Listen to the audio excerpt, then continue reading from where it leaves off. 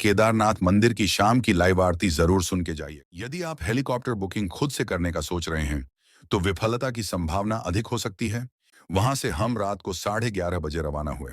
हम रात 1 बजे तक सीतापुर पार्किंग में पहुंचे। 2 से 3 घंटे का समय लगने लगता है, इसलिए रात में यात्रा शुरू करना बेहतर रहता है। नमस्कार दोस्तों, आज हम केदारनाथ धाम की चढ़ाई के बारे में अपना एक्सपीरियंस शेयर करेंगे। वीडियो के अंत में केदारनाथ मंदिर की शाम की लाइव आरती जरूर सुन के जाइएगा। केदारनाथ की चढ़ाई अप्रैल या मई में शुरू हो जाती है और अक्टूबर तक चलती है। इसके लिए आपको चार धाम यात्रा रजिस्ट्रेशन कराना होता है। हेलीकॉप्टर बुकिंग के लिए भी चार धाम यात्रा रजिस्ट्रेशन आवश्यक होता है।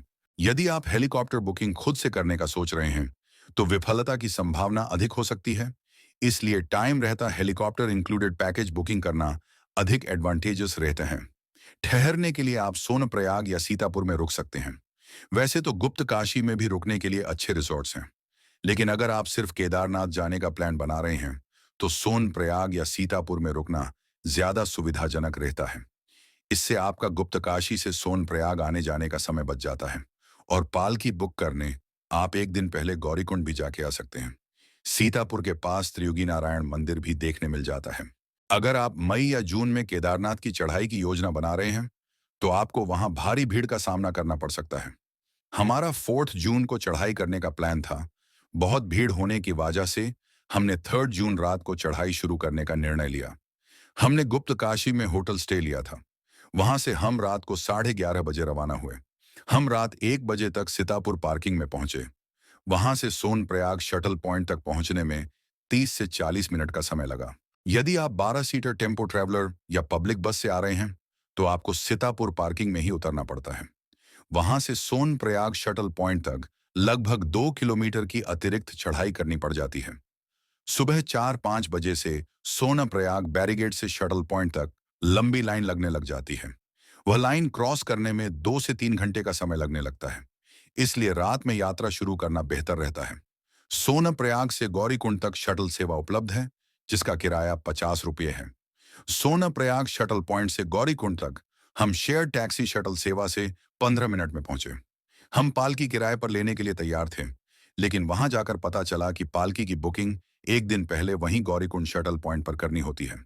उसका कार्यालय सुबह 4 बजे से खुल जाता है, जिसमें उस दिन की पालकी असाइन की जाती है और अगले दिन की बुकिंग ली जाती है। पालकी की व्यवस्था स्थानीय प्रशासन द्वारा नियंत्रित की जाती है। चढ़ाई करने के 4 विकल्प उपलब्ध हैं: घोड़ा, पिट्ठू, पैदल और पालकी। घोड़े का एक तरफ का किराया 3200 रुपये है। पिट्ठू का 50 किलोग्राम वजन तक एक तरफ का सरकारी किराया 5700 रुपये और पालकी का उसी दिन वापसी तक का सरकारी किराया 8800 रुपये और अगले दिन वापसी तक का सरकारी किराया 10,700 रुपये है। पालकी की बुकिंग एक दिन पूर्व करनी आवश्यक होती है, अन्यथा पालकी मिलने की संभावना नहीं रहती है। यदि आपके ग्रुप में कोई व्यक्ति पैदल यात्रा करने में असमर्थ है तो शुरुआत से ही पालकी, पिट्ठू या घोड़ा लेना उचित होगा। क्योंकि हमारे पास पालकी की एडवांस बुकिंग नहीं थी, इसलिए केवल 3 ही विकल्प शेष थे। घोड़े से चढ़ाई करने पर 2 समस्याएं आती हैं: पीठ में दर्द और यदि बारिश होने की संभावना हो तो फिसलन का डर। और क्योंकि बुकिंग की सरकारी लाइन बहुत लंबी थी, पिट्ठू का 50 किलोग्राम से 70 किलोग्राम तक एक तरफ का अनियंत्रित रेट 9,000 से 10,000 रुपये हो गया था। इसीलिए हमने जाते समय घोड़े का विकल्प चुना और कुछ लोगों ने पैदल चढ़ाई की। चढ़ाई के दौरान सबसे पहले गौरीकुंड की मार्केट आती है, जहां आप आवश्यक सामान जैसे फ्रूटी, लस्सी, चिप्स, कोल्ड ड्रिंक आदि खरीद सकते हैं। आगे यही सामान महंगा मिलता है। लगभग हर 500 मीटर पर खाने की स्टॉल और शौचालय की व्यवस्था है। चढ़ाई के मुख्य ठहराव स्थल हैं: घोड़ा पड़ाव, जंगल चट्टी, भीमबाड़ा, रामबाड़ा, छोटी लिंचौली, बड़ी Linchauli, Channi camp, base camp और केदारनाथ मंदिर। सुबह के समय चढ़ाई करने पर घोड़ों की भीड़ कम मिलती है, जिससे ट्रैक पर शांति रहती है और चढ़ाई करने के लिए पर्याप्त जगह मिल जाती है। जैसे जैसे दिन चढ़ता है, घोड़ों की संख्या बढ़ जाती है, जिससे चोट लगने का खतरा बढ़ जाता है और ट्रैक पर जगह भी कम मिलती है। चढ़ाई के दौरान एक पहाड़ से दूसरे पहाड़ पर जाने के लिए मंदाकिनी नदी का पुल पार करना पड़ता है, जो दृश्य देखने योग्य होता है।